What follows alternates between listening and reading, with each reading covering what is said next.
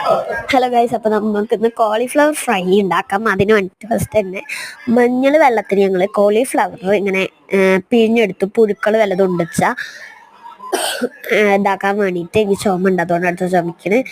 പിന്നെ നമ്മൾ ഈ കോളിഫ്ലവറിലേക്ക് ഇഞ്ചി വെളുത്തുള്ളി പേസ്റ്റ്, അതുപോലെ തന്നെ കുറച്ച് മുളക് ഇട്ടിട്ടുണ്ട്.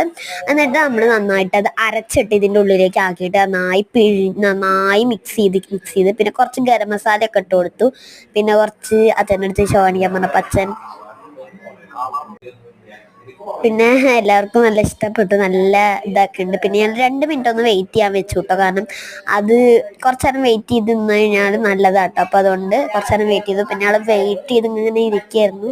പിന്നെ കുറച്ച് കഴിഞ്ഞപ്പോൾ ഫ്രൈ ചെയ്യാൻ അങ്ങോട്ട് ഇട്ടു. മോനെ ഓ അതാണ്ടാ എപ്പുണ്ടല്ലോ നല്ല വിശപ്പുണ്ടായിരുന്നു.